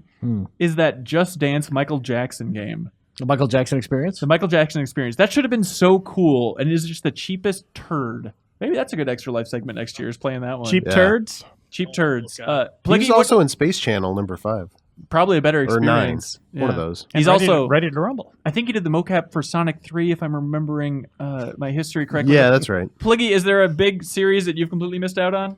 I'll have to say The Sims and then Madden as well. Those are Oh. just two of the big ones that I just had no interest in. Yeah. Sims would be a fun one to try and get into. I mean, Yeah, I gotta try to find a hopping in point, but like I've missed out on everything in The Sims. oh, You look wow. like John Madden with that headset there. So you get I it. can't. Yeah. Yeah, so basically, You get it. you're cosplaying as him. So Jordan Sure. Egan from Minnesota says, "Hello, panel. I have a question that I think would be great for replay regulars, so hopefully some of them are on this week's podcast. What games have you dreaded revisiting after many years, worried that they've aged poorly and are no longer enjoyable experiences, only to discover the game is still just as fun as it was back in the day? For him, he checked out Fallout 3 after not playing it for 5 years and was shocked that it's still fun. Huh. What stands out for you Sonic guys? 06 is a big one. Which one? Sonic 06. Just I was really dreading going back to that one. Oh, no, wait. Maybe I misunderstood the question. Jeff, do you just want to mock me now for finding something great in all these old games that we play on replay? You have That's a go-to. pretty cool. There it is. Hey, Hey, look, that's pretty good. this button causes a reaction. Hey, this door opens. That's pretty cool. The one for me was I recently played on my own, not for replay, was KOTOR again. Like looking Really? at that, and that game is still cool. Hopefully Like, not on iPad. No. Okay. No. Yeah, it holds up. It's a little clunky, but I was worried that it would just be so archaic and not fun anymore. But it's still, the story, all that stuff's still pretty dynamic. What and, holds and up the interesting. least well? In KOTOR? Yeah. Combat. Okay. Yeah. It just looks, and just the stability of the game is like, it was rough back then and it's really rough now. Yeah, yeah. For me, Final Fantasy VII is nostalgia included, my favorite game of all time. Nostalgia not included. Shout out to Colossus, obviously. But I was so scared of going back to it. I really thought like I'm going to save it till like I retire and then go back and play 7. Just have the most nostalgic experience. Like I'm going to wait as long as possible. With that game club, we ripped off that Band-Aid, went back and played it, and I was shocked that. I mean, so much of it's nostalgia, but I was shocked that it was still so much fun to get through. That was actually going to be my choice. Oh, really? Yeah, it was Final Fantasy 7. Sorry. It was one of my favorite games of like the 90s, and just going back to it because I hadn't played it in almost 20 years. Yeah. And yeah, I still love it. I think it holds up really well. Prove it. I'll go back and listen to that game club. Fantastic. Pligge, does one stand out for you? Yes, I would have to say it's Glover. What? I loved loved it as a kid, and then it's been I don't know 6 or 7 years. I forgot about it, and I went back to it, and I was sort of worried it would be horrible, but it's still not that bad. It's still fun. It's one of the biggest franchises I've missed out on. The Well, Glover he's in series. Predator too. Glover is? Yeah, that's true. Oh, yeah. It's a Mr. nod- Donald Glover. nod to the fans. By the way, because of Extra Life, we completely missed our setup for this entire segment. People wrote in to podcast@GameInformer.com with all these emails, everybody. That's where we're getting them from. So if you want to send something in, a question, comment, words of wisdom, feedback, podcast@GameInformer.com. We're going to go through all these emails, and we're not going to forget to choose our absolute favorite and then ship out something really nice to that person. That's what's going on here. Cork, you go back and play anything old?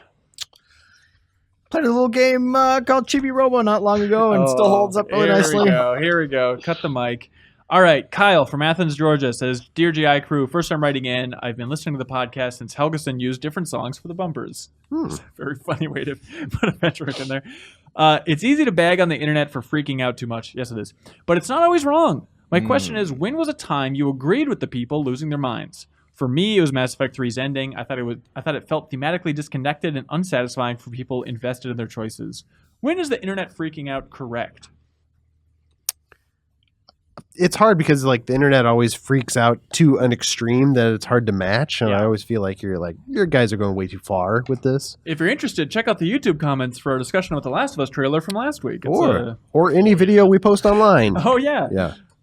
I do see where the internet was coming from with the Mass Effect 3 ending. I felt like it was not, I don't know, it didn't hit me Yeah. as strongly as it could have. I know some people really like it, but the other one that came to mind was Halo 2's ending, how abrupt that was. Because It didn't end. Yeah, it didn't end. Like you felt like you were going to go into the next mission, and all of a sudden you were watching credits. So Yeah. that was one where I was like, and the internet wasn't even that big at the time, but I remember going online and like seeing people really complaining about this. People thought it was a fad back then. Yeah. I think. The internet, it'll blow over. Yeah, exactly.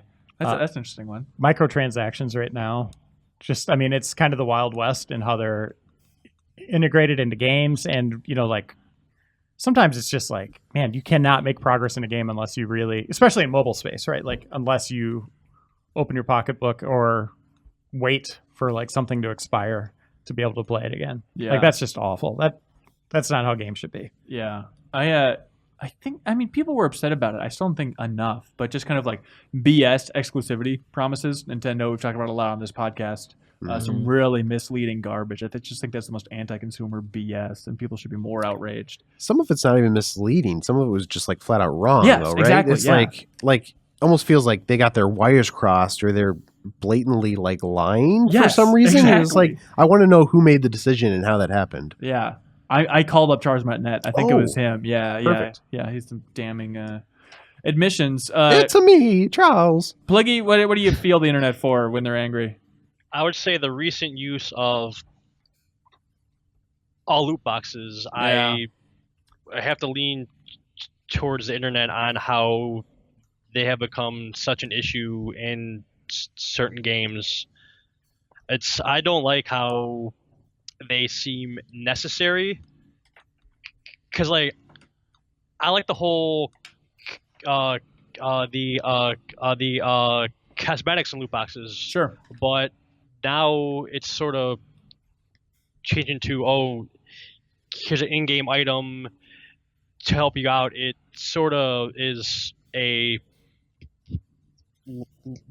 like a pay to win that I don't really agree with at this point. Yeah, I think- absolutely. I think there was an Angry Birds game that I was playing for review where I couldn't play the next level because it was like a storm cloud came in over top, and I could exchange like a gem to get rid of that cloud so I could play it, but then you'd have to buy gems. Right there, it's just like, this is not right. Oh Like my that is God. as far you can go, and just please give us more money.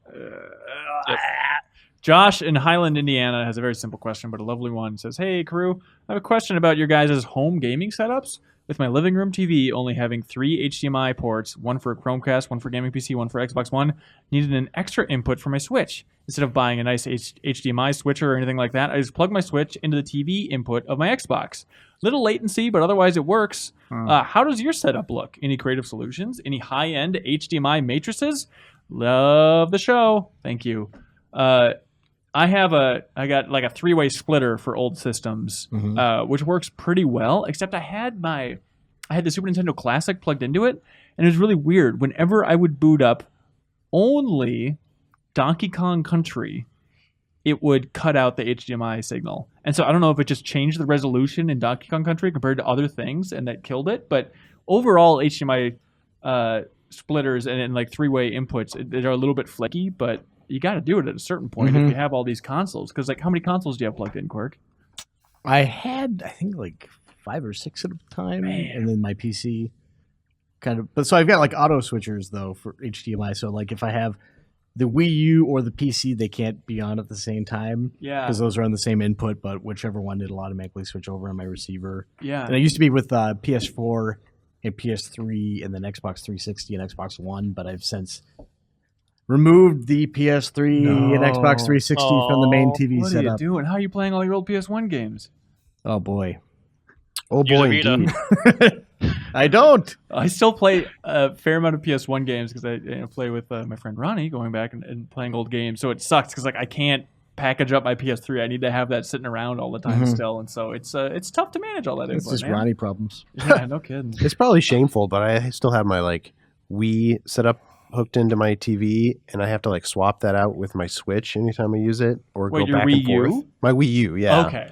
Which I'm like, there's probably a better way to do this. Like, I should just find. Just play on the Throw one of them away. play on the tablet. Yeah. Well, no, I'm trying to, because when I play Wii U games, I'm usually playing multiplayer with my wife or my nieces or All right, something. quit bragging. We get it. But I have my Xbox One plugged into HDMI 1 and the PS4 plugged into HDMI 4. Just a little little joke I do. Oh, little- that's little very tease. funny. Yeah. Will you give people a tour of your house if it's the first time over? Check Like, this out. check out my HDMI tease. humor. My God.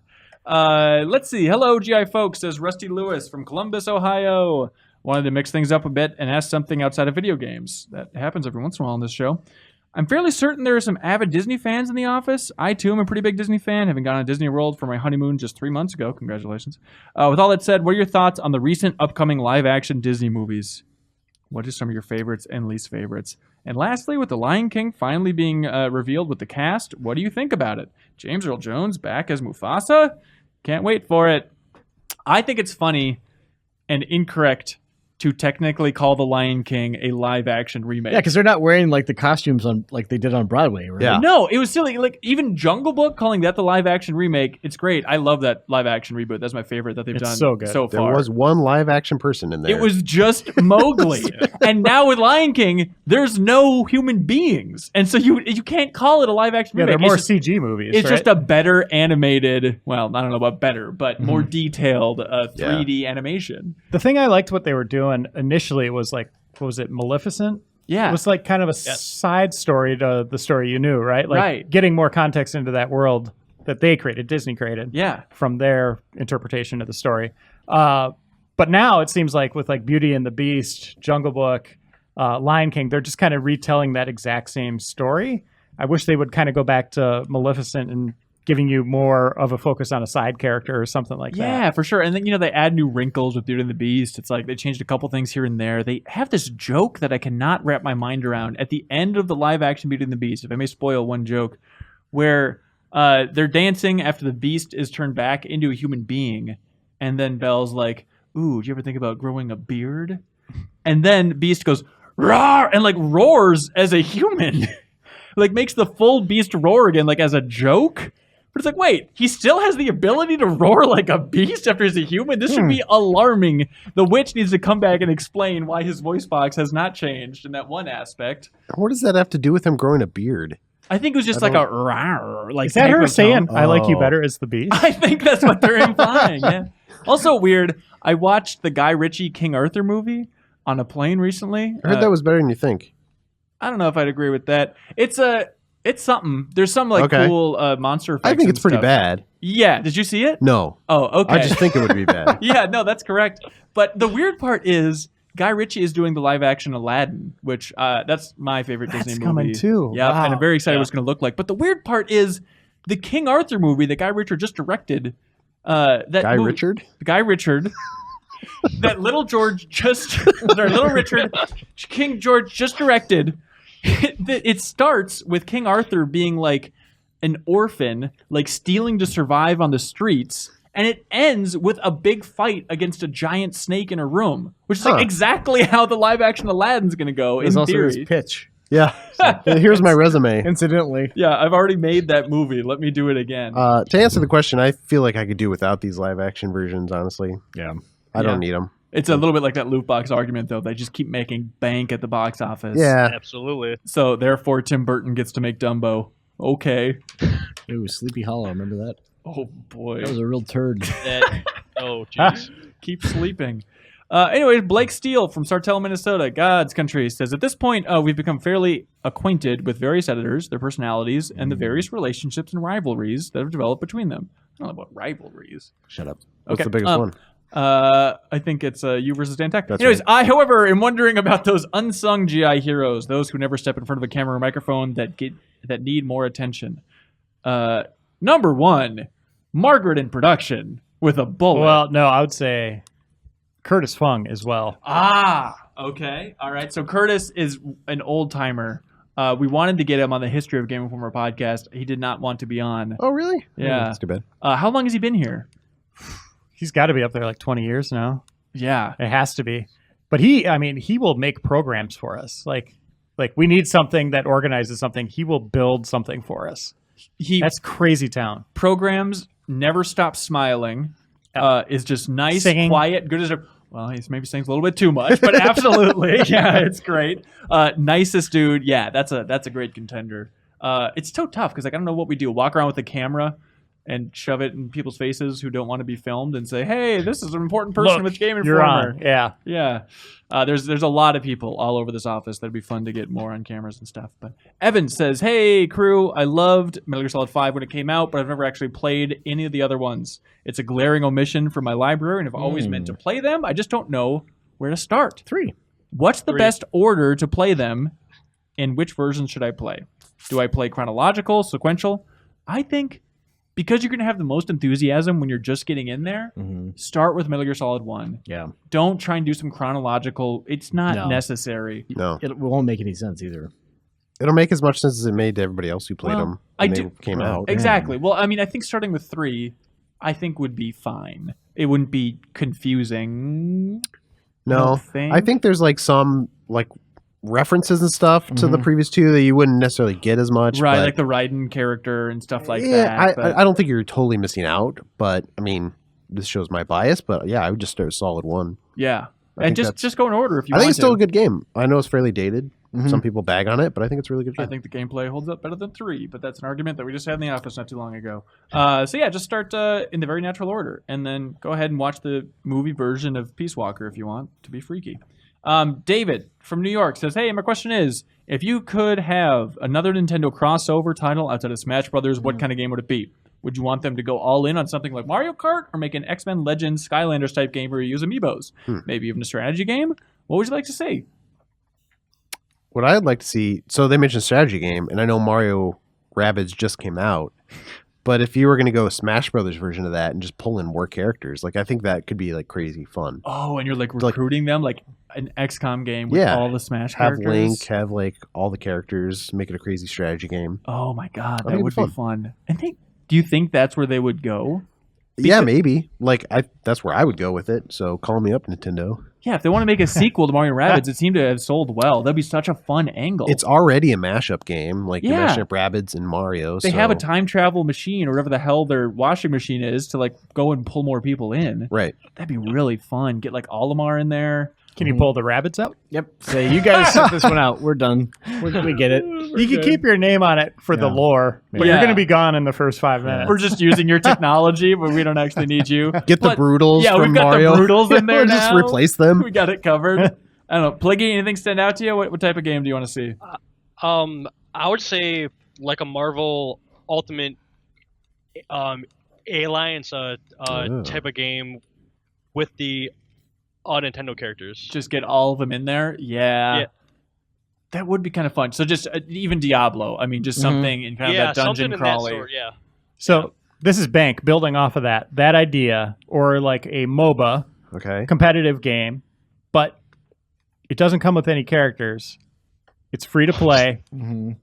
All the characters are the amiibos. So every amiibo is a character. Do you want this? Don't you think it's diabolical?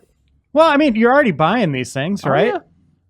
Yeah, I mean, Some of us people- aren't. But then don't play that game. Right. You know, like Well, if you but it's have a cool them, though, game. it might be cool to have a competitive game where, hey, I used this Link figure to get, I don't know, a tunic in Breath of the Wild. Sure. Now he's a playable character in this other game that's Yeah. free. And then you buy loot boxes to get new items. No, I do think that's an interesting Well, you wouldn't have structure. to because you would be buying the figures to support it. I think it could work without pissing too many people off. Where it's like, yeah, if you have one amiibo, you can use that one MOBA character. Like, no big deal. You can go and buy more if you want. Yeah. Like, I don't think it's too dastardly. Well, I maybe. mean, what is it for an amiibo? $10, $14? What are they up something to? like that. Yeah. $12? I don't remember. Sure.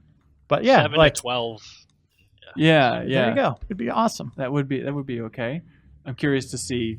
I don't know, like a MOBA, Nintendo designed MOBA, what that would look like. Just kind of like a variant of Pikmin. In some I guess we ways, just got XCOM. Like that's like crazy town. Like thinking about an XCOM game with Mario in it. yeah.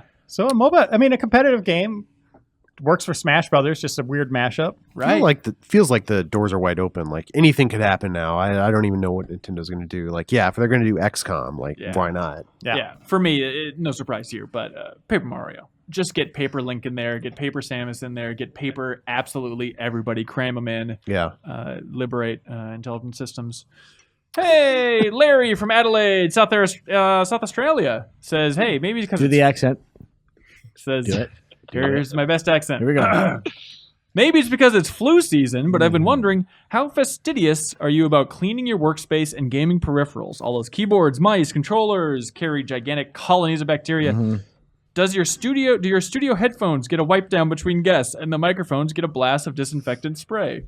Good question.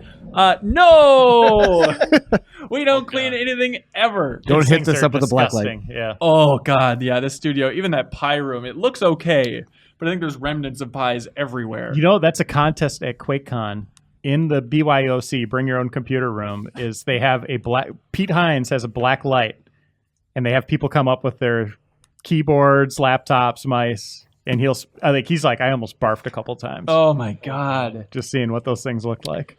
Feels like something just came through the office because it felt like every day for like 2 weeks. Kyle Somebody's Hilliard. emailing in like, hey, I'm sick. Yeah, He came in sick and got Yeah. everyone sick. Dan Tack was supposed to be on this show. He's at home puking his guts out or something. I was on a plane when that happened, and I still got sick. Exactly. Leo got sick, maybe just because of the ghost pepper, but he had a rough go. Really did a number on him. Wow. Yeah, no, we're gross here. Thanks for writing in and reminding us. But what do you guys like? Email of the week. I like the Mario one. Yeah. The Nintendo mashup one. Yeah, that one was all right. David Lewis from New York. I like just the easy, what was your favorite Extra Life moment? Yeah, I also like the problems with games that we agree with the community on, or the internet reaction. Oh yeah, that's a good one. Okay. Get a little negative. It's always positive, right? Oh, get a little negative is the negative. case. I like the one about the mysterious screenshot that we still don't have an answer to. Jeff Cork, does one of these stand out for you? You I can think be they're all the very difference maker. good. I Zach? I like the anticlimactic ending to that. Where did the screenshot come from? I don't know. There's something kind of funny about that. They stumped us. That's not a true. bad pick. Yeah, that is true. Comes from the Okay. community. But Question is good. Answer terrible. I agree that Pligge should make the choice here. All right. Pligge, Great. what do you like? Do you like Nintendo? Do you like internet outrage? I would say the OB question, but that's a bias since I'm one of the mods, so I gotta go with the Nintendo one. All right, there All we right, go. there you go. David Lewis from New York. We'll ship you out something real nice real soon. Thank you so much for writing in. And again, for next week's show or at any point in the future, podcast@gameformer.com. Send in any email that'll make the show more fun or educational or insightful or anything at all. Jeff Cork, what's that email address? Podcast@GameInformer.com. God bless you. All right, and for now, Zach Pligge's sticking around. Reeves, were you sticking around? Yeah. All right, back of the box trivia. I am And- not. Yes, Goodbye. we're losing Reiner and Cork, and Bye. get ready for some fun back of the box coming up now.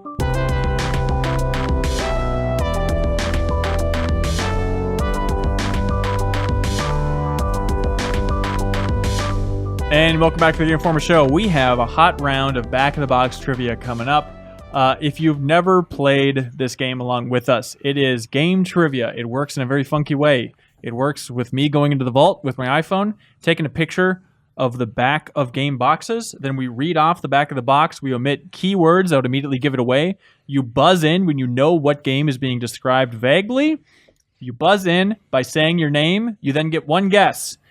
If everybody guesses and you're the last one that has not guessed, you are legally obligated to put your hands behind your head and say, I could get used to this as the rest of the clue is being read out. It's a very important rule. It is very important. And the first to 5 points wins. If you're watching the video version and wondering why I'm sitting over here, it's because I frankly ran out of time today and we had old Gopher Boy Kyle Hilliard take care of it for us. Gopher boy. So for the first time ever, I get to play back of the box trivia. Oh boy. How do you think you're going to do? Do you think the fact that you spent so much time up there, like looking at the backs of boxes, you're going to be an ace? I don't think I'm going to be good, except I'm confident that Kyle will have chosen game boxes that I've already done. And so Probably. I Well, feel like my odds are a little bit higher. I was directed by Hanson, and this isn't Hanson cheating because you're all going to be on the same page here. It is Extra Life themed. Oh. And I think that Oh, that will well. give Hanson a little bit of an edge because he knows, Yeah, Will. all the Extra Life stuff where maybe That's right. some of you all have missed games. and Pretty stuff. convenient. Okay, so next time we're going to do, everyone's on the same page, but it's all games that Joe loved in his childhood. Theme is my That's right. favorite So- game. Well, to be fair, that's Secret of usually Mana. what it is with Hanson. It's games Hanson loves. Oh, 100%. Because it's like, oh, what is this box? Zach Pligge is still on the line, by the way. And because Yes. Zach Pligge is such a champion of Extra Life, this is in honor of him. So make sure not to let him win, everybody. Yeah. He's too much of a winner in life. By the way, I did throw in a couple just random things, so they're not all Extra Life themed. I wanted to mix it up a little bit. So okay. All right, let's do it. With that. Okay. All right, let's see. First game back of box. Okay. Off to a good start. Okay. Hollywood in your home. Blank puts you and your friends. Hanson, Go ahead. you're in the movies. There you go. I was trying to Play think of that that dumb title. Yeah, Yeah. I was just thinking the movies. I was trying to think like Hollywood Peter movies. Mullen It is Yeah. a very dumb I love the title for a movies. game. God, it'd be fun to get the movies up and running. Wonder if Good Old Games supports that. Yeah, I don't know. Okay, this is going to have a lot of blanks in it, but Okay, let's it'll do be it. good. Become a blank. Master blank and 100 blank moves. Play in first person for the first time. Includes debut of blank.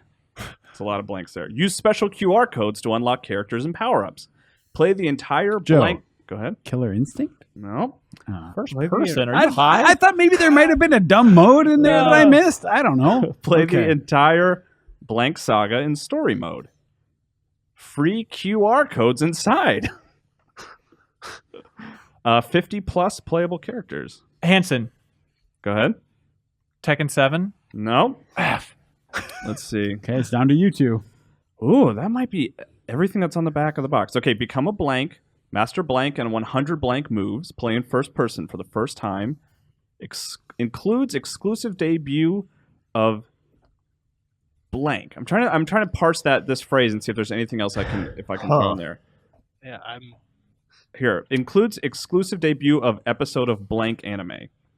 Wait, now we're adding new details, Kyle. Now we're adding new details. Disqualified. No, Ben? not disqualified, but shame. If one of you guys have an Shame. answer here. Reeves? We can't buzz in now. Yeah. Oh, Reeves. Dragon Ball Xenoverse? No. Zach Pligge. Oh, hold on. So There we go. There we You- go. Here we go. yeah, get used to this. Yeah, brother. Yeah, I yeah. actually have no clue. I'm stumped. It's weird. Take a wild guess. Anything. An anime game that maybe has been involved with Extra Life. I don't know. Oh jeez. Nope, I can't remember. Okay, it I is feel bad. Dragon Ball Z for Connect. Oh. First Would you have person done for the that? first Seriously? time. Yeah. Oh, the episode thing? I don't think so. I don't think so. I don't remember that. I really don't. Okay. Are you guys ready for So I get no half no point, one got a point there. No, Okay. let's do it. All right, the next game here. The controller you are. Joe, Damn it. Connect Star Wars. There we go. Yeah. Now I know where he's at in the vault. Okay, here we go. Next game. They don't expect you to survive. Something is abducting human colony. Joe. Joe. Mass Effect 2. There you go. Damn Mass it! Effect 2. Oh my gosh. That's really good, Joe. Wow, that's good. Okay. Save blank. By car, by foot, by the seat of your pants. Blank's biggest driving hazards are let loose. Drive yourself crazy in a lawless... Joe. Go ahead. Crazy Taxi. No. Oh. In lawless fender benders and chaotic head-on collisions as your favorite blank characters. Unbuckle your seatbelt and set out on foot to investigate creepy crop circles and a diabolical conspiracy threatening to obliterate blank. Ooh. Ben? Reeves? Go ahead. Simpsons Hit and Run? There you go. Yeah. Wow. The next clue is drop that donut and grab the Ooh, wheel. And I yeah. was like, should I drop Think of the donut? title. Yeah. That's tough. Okay. Okay. Okay. This one's gonna be tricky. Want to bet? You're right. You guys ready? Let's do it. Yeah. By the score, Joe's at 2, Reeves at 1, I'm at 1. We're playing to 5. Pliggy's at 0. Come on, The Pliggy. golden goose egg. Okay. Blank is a physics-based couch/online fighting game where you battle it out as the iconic stick figures. Joe. Stick Fight. Yeah, stick fight the game. Oh, really? I should have neglected stick. I should have dropped That game the that's stick. only on Steam? I grabbed the Steam description. I thought that would be I good. was going to be like, wait a minute. There's no Outrageous way that's in the move. vault. Outrageous you move put, for you, back of the you box put me in trivia. charge of this, so I'm going It's to do not it the way front I of the want. Steam page trivia. Hanson, sorry. now you know how we feel All during right. like the replay showdowns every year. I'm impressed Joe got it. When I cheat? Yeah. Okay, here we go. Joe, you got that one? Yeah. Okay, rise from the rookie driver to hero of the silver screen. Have you got what Joe. it takes? Stuntman. There you go, stuntman. Man, that's what it was. We've never played these during Extra Life. I know. Like I said, I threw in a couple of Okay, non-extra all right, life okay, games to okay. keep it tricky. Okay, Sure. Mission accomplished. okay, guys, ready? Yeah. Alone, you are mighty. Together, you are legends. Blank has unleashed his most diabolical plan ever. Now, as Earth falls under a shroud of darkness. Ben. Ben? Reeves. Ratchet and Clank for all. No. For all. Okay. As Earth falls under a shroud of darkness, Blank puts the fate of the world in your hands. Combine and customize teams of Blank through an epic series of battles to save mankind. Should I keep going here? Hanson, Go ahead. Ultimate Alliance? Mm-mm.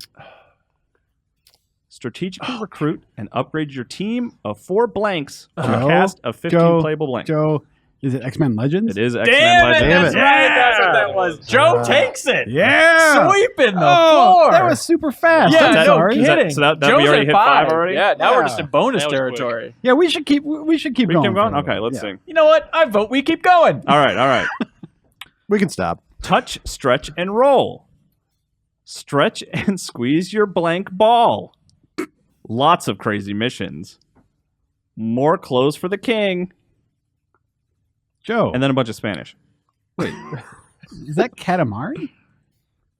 Katamari Damacy? I'm looking at no one else because no one knows else what Hanson. this is. Go ahead. We love Katamari. No, it is neither of those. Oh. Challenge Buddies Records. Does that help you guys? Oh, yeah. Okay, I know what it is. Yeah. Zach, you got a guess? No. I was shaking his thinking head. Is that the whole thing? Katamari, So Well, Is that the whole back of the box? it's the touch, stretch, and roll. Stretch and squeeze your blank ball. Lots of crazy missions. More clothes for the king. Challenge Buddies Records. Zach. Touch control on the front screen. Zach, Touch you buzzed control on the rear touchpad. Memory required. I think. 3,072 Look, kilobytes. I think is it? Hang on. Whoa. Reeves and Zach haven't got Oh, it. right, true. right. That's right, Sorry. I'm trying to think of any other Katamari game in existence. yeah, so what? There's a lot of them. Yeah, that's the problem. There's a picture of a little chicken on the back. Ben, Katamari World. No. Zach, you got one chance. I have no clue. Is that a I was forfeit? thinking, Katamari, what is that? Katamari, what is that? Yeah, sure, why not? What You is guys this dumb thing It's called? Touch That My is Katamari. correct. Touch Touch My My Katamari All for right, Vita. all right. Oh, Yeah, great. Touch my camera. that's my favorite Wow. extra life segment. Yeah, fantastic. Okay. Thank you, Kyle. So You're much welcome. for this. Here we go. This is a big hint right up front here. Blank is the best GBA title to date. And they have a EGM magazine score quote. Hanson, Go ahead. WarioWare. No. Joe, This is not your Well, personal then it's favorite game. incorrect. I don't know what the rest of the Joe, Golden Sun. Nope. No. In 2035, blank is summoned to a mysterious blank during the first solar eclipse of the 21st century. Oh, man, what was that game? Confront What? vile monsters, collect souls, and escape before evil consumes you. Oh, I know I this. got it. I think I know Oh, the game. but I okay, don't know what it's called. one of two. Yeah, I got it. And that's the full description. I could reread it if you guys want. Yes. All right, Zach, go for it. Okay, in 2035, blank is summoned to a mysterious blank during the first solar eclipse of the 21st century. Confront vile monsters, collect souls, and escape before evil consumes you. Blank is the best GBA title to date, 9.5 by EGM Magazine. I got nothing. The game I'm thinking of, there's no way it got a 9.5 Yeah. from Reeves? anyone. Reeves? Reeves. Hot Dog Cowboys. Is it Boktai? No, it's... You guys ready? Zach has not... Yeah, He's I'm good. calling Yeah. it? Castlevania Aria of Sorrow. What? Oh. Boktai, what I was thinking also, and I'm Yeah. like, no Is that one even gave that a sci-fi? 9.5. Like, I was what? thinking Yeah, of Boktai. yeah, I I neglect- totally forgot about that Castlevania. I game. neglected the name Soma Cruz and the word castle. So I thought those would be too Soma big of a Cruz. Okay. All Okay. You right. said 9. Yeah. I got some weird Wait, ones you're just here. doing games you love. I see how this feels now. we played it on Extra Life All at right. some point. No, we didn't. Yeah, At we did. some I point. went through the YouTube like you put out the list of everything. I went back for like the last 3 years, and at some point we played Aria of Sorrow on the stream. Wow, I have no memory of that. I have no recollection of that. Okay, this one's weird. You guys are Perfect. pretty mad at me I for don't this buy one. it. Can't wait. You guys will be mad at me for this one. All right. The document of blank is the only Hanson, Metal Gear Solid 2. Document of Metal Gear Solid 2. There you go. Yeah, maybe that was too easy. Giving myself a point. That was we played that one at one point. You said the name of the game in there, pal. I'm sorry. I'm not. This is my first time. Here's It's my first day. You're right. We're mad at you. I said you would be. Let's see. Okay. For the first time ever, you can actually talk to your favorite blank. Hanson, hey you Pikachu. There you go. That's Thank you. That Thank was the you. Brian Shea Ghost Pepper round. Okay, Oh. the mantle has been passed. You've become protector of the earth. You are now blank. Some quotes. It's going to kick some serious butt from Next Generation. Cool. The most realistic graphics ever seen on a console system. I From bet that holds up too. Ultra game players. The arsenal of shooting devices could supply an armored division, according to Nintendo Power. The new standard against which all 3D first-person games will be measured. Ben Reeves. Perfect Dark. No, But I'm right? this is good. This last quote on the box is gonna give it away. I think. Make dinosaurs extinct again. Oh. That's a Joe. very confusing quote, actually. Is that what? Turok? There you go. It is Turok. Oh, Wow. But okay. like, make dinosaurs extinct. Period. Again. For the first funny. Turok game on N64. Yeah, it was Turok Dinosaur because Hunter. dinosaurs went extinct at one point. Yeah, dinosaurs Okay. have been extinct. I thought they were talking about a sequel. That's fact number one Yeah. about dinosaurs. That's true. Wait, Kyle, do you think dinosaurs still exist? Yeah, Is that- they're like you see They're in the birds. ocean and stuff, They're right? chickens, yeah. Yeah, there we go. The Okay. Brian You guys Shea want? Sonic Should we keep character. going? You guys? Yeah. I got Hell more. yeah, let's Nobody's do doing it. I that. grabbed too many. Oh, I have 4 points. Oh, I'm sorry. Hang on. I Yeah. gotta give Reeves 1,000 points. Blank is up to no good again, but this time it's blank to the rescue. Joe, Bubsy. Nope. When blank and the blank castle blanks get kidnapped, Oh my god. it's up to What? blank and her magical umbrella to save them. Magical umbrella. Oh, Feel Hanson? the vibes. Go ahead. Super Princess Peach. There you go. Oh. There's a Princess Peach. Wow. Feel the vibes. that's a game that you don't hear a lot about because all of the central mechanics are basically like women are so emotional. Right, Yeah. exactly. So Princess Peach gets to use a bunch of emotional states. Is it fun? I've never played it. It's No. it's no. Oh, Pliggy I says remember no. I played it. It seemed fine. You Yeah. know, if you just kind of played as a, it's Have kind of you- like a scaled back Mario platformer. But you're kind of an emotional guy, Kyle. Yeah, that's true. Zach, have you played it recently? Recently, as in 3 years ago. That's Okay. that's crazy. That's close. Yeah. Yeah. Okay. All right, here. Stake your claim to mountain climbing glory in the let's see, classic NES game for the Game Boy Advance. Blank's treacherous mountain peaks and vertically challenging action made it a long-standing fan Reeves? favorite. Hanson? That was Reeves. Ice climbers? There you go. Ice Damn it. climbers. All right. Mm-mm. Let's see. Bad game, right, guys? I don't think it was Yeah, a I classic. don't think so. Nintendo thinks it was. Do you think there's that fan base that still is angry that they aren't in the new Smash? Well, yeah, of course. Well, I think people I- liked them in Smash more than they liked the original game. Yeah. I think Zach is Yeah. confessing to being one of those people. Oh, you are one of those people? I like the ice climbers, yes. They're I will such admit. freaks. confusing. I don't even remember. Were they in Brawl? Oh, yeah. Yeah, were they? Yeah. Okay. I say with conviction. Yeah. Hey, buy my game. Turns out you people are so crazy for the blank. Joe. Go ahead. Deadpool? No. Oh, Okay. that's a good guess, Good guess, though. though. Wow. That you want more, more, more. So I give you blank. Tons of my blanks crammed into the most insane multiplayer party games ever. So grab your friends and have a blast, blank style. You've got Hanson. friends, don't you? Go ahead. Crash Bash? No. Oh, that's a good guess, too. You've got friends, don't you? Well, call them up. Play with up to 4 people or toss a controller between 16 players for seriously frantic gaming. Think you got the terrible. chops? I hate this game already. I don't even know what it is. I just want to flush it down the toilet. Play Hey. single player to unlock over 200 blanks and loads of extra features, including bonus games, music videos, and more. Music. Zach. videos. Zach. Fusion Frenzy 2. No. That is a good guess. That That, was game good. stinks. Where's Yeah. the last quote Yes, that it's horrible. reveals what it is, Kyle? That's I read everything. Okay, you want me to read it again? I could get used to this. Did everyone else go? Was Yes. that the correct call? Yeah. I think so. Read it with some of the blanks filled. Read it with style. I'm not going to do that. Hey, buy my game.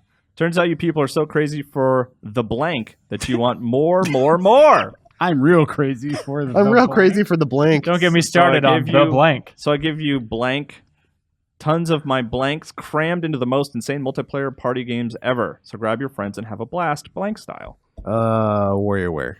There you go. Wait, really? For the game, Really? well, the GameCube, yeah. Oh, Warrior that was just this year. WarioWare Damn Inc. it. Mega Party Games. Damn it. I can't believe you didn't get that one. I was so sure. Oh. Okay. Okay, let's see. Let's do. You want to do one more, maybe? Sure. Here, One more that may or may not be on a theme. Here, I can read this one off, guys. Blank, blank, blank. Welcome to the blank, blank town. Blankety blank, blank, blank. Kyle Sox blank. Take it away, Kyle. We love you. All right, which one Blank is a chaotic couch co-op blanking game for 1 to 4 players. Joe, Pictionary. Nope. Working as a team, you and your fellow chefs must prepare. Oh, Hanson. Ben. Ah, damn it. Overcooked. There you go. Yeah, Ah. that was. Yeah. Do we have a physical version of that either? No, that was another Steam description. All right, here. I want to do one more. This will be the last true one. Okay. The true one in the, bonus last category. true one, because this one's really tricky. And again, I think it will make you all very upset with me. I like where this is going. Okay. I need more reasons to be upset with you, Kyle. Hanson, this is hard to Doesn't figure out which feel good. to figure out which words to cross out You here. think it's easy being a daddy? Let's see. Make your home a blank studio as you learn to blank and blank. Follow along with 30 new blank lessons and create your own masterpieces using the Wii U's gamepad controller. Hanson. Art Academy. There you go. That's I'm what we used. with you. That's what we used to play Pictionary. Okay. Oh, okay. Oh, There we go. there we go. Kyle, a noble first effort. Is that that's like a 7? I out of give 10? it a solid 6. You really Oh, came 6. in when I needed Damn you. it. Thank you so much for coming through. Zach Pligge, however, 10 out of 10. What a Yeah. generous Hey, soul. Zach, how many did you get right? Hey, it's not important. It's not Think about what he's getting right in terms of his life, which is That's right. damn near everything, with what a generous donor he is to Extra Absolutely. Life and all of his work to help children's hospitals around the United States. Zach, you're a real hero, man. Thanks Good for job. Thank you Skyping so in. much, Thank you Zach. very much. Seriously. And as an update to that, I received an email from Mike Kinney from Extra Life. We are, as a team, since 2011 is when we started, Yeah. right underneath 200,000 overall. Awesome. Oh my gosh. Yeah, so I think we're like 1 to 2,000 short. So whoever is out there right now and still needs to donate, it would be fantastic to head to the link on the stream, Yeah. which is active still, and Yeah. try to push us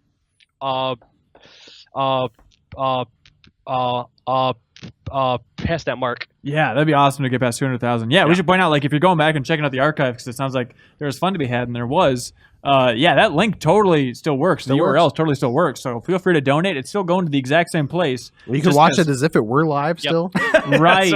Try to donate. You can Yeah. try to put some bids Try to on some bid, auction yeah. items. You're gonna be real disappointed on some of those auctions, I feel like. But Currently on a UPS truck.